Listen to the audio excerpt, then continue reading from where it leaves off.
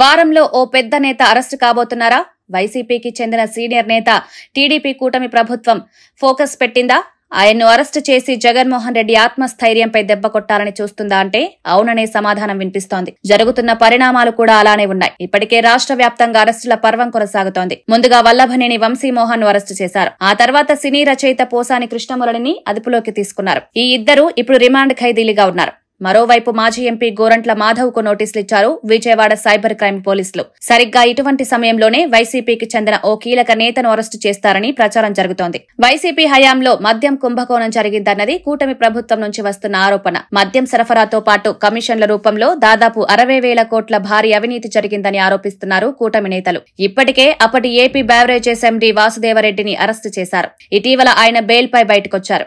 అయితే అప్పటి ప్రభుత్వ పెద్దల పాత్రను ఆరా తీసింది కూటమి ప్రభుత్వం. ఏపీ సిఐడి ప్రత్యేకంగా దర్యాప్తు చేస్తోంది. అయితే అప్పటి ప్రభుత్వ పెద్దల పేర్లు చెప్పాలంటూ వాసుదేవరెడ్డిపై సిఐడి ఒత్తిడి చేస్తున్నట్లు సమాచారం. ప్రధానంగా పెద్దిరెడ్డి రామచంద్రారెడ్డి, ఆయన కుమారుడు మిథున్ రెడ్డి పేర్లు చెప్పాలని పట్టుబడుతున్నట్లు తెలుస్తోంది. ప్రస్తుతం వైసీపీలో చాలా యాక్టివ్ గా ఉన్నారు పెద్దిరెడ్డి రామచంద్రారెడ్డి, ఆయన తనయుడు మిథున్ రెడ్డి. మిథున్ రెడ్డి అప్పటి మద్యం కంపెనీలతో డీల్ చేసుకున్నారని, డిస్టిలరీలతో పాటు మద్యం సరఫరా చేసే సంస్థలను బెదిరించి తమ స్వాధీనంలోకి తీసుకున్నారని, మద్యం సరఫరా చేసే కంపెనీల నుంచి జే కమిషన్ల రూపంలో భారీగా దోపిడీకి పాల్పడ్డారని కూటమి ప్రభుత్వం ఆరోపిస్తోంది. ఇందులో పెద్దిరెడ్డి తండ్రి కొడుకుల పాత్ర అధికారికంగా ఉన్నట్లు సిఐడి గుర్తించినట్లు సమాచారం. ప్రస్తుతం జగన్ దూకుడుగా ఉన్నారు. ఒకవైపు వైసీపీ నేతలు బయటకు వెళ్తున్నారు. అదే సమయంలో పార్టీ నేతలపై కేసులు నమోదవుతున్నాయి, అరెస్టులు కూడా జరుగుతున్నాయి. అయినా సరే ధైర్యంగా ముందుకు సాగుతున్నారు జగన్మోహన్ రెడ్డి.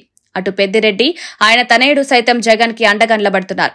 అందుకే ఆ తండ్రి కొడుకులను అరెస్టు చేసేందుకు ప్లాన్ చేస్తున్నట్లు సమాచారం. అది జరిగితే వైసీపీకి కోలుకోలేని దెబ్బ ఖాయం. మరి దీన్ని జగన్ ఎలా ఎదుర్కొంటారో చూడాలి.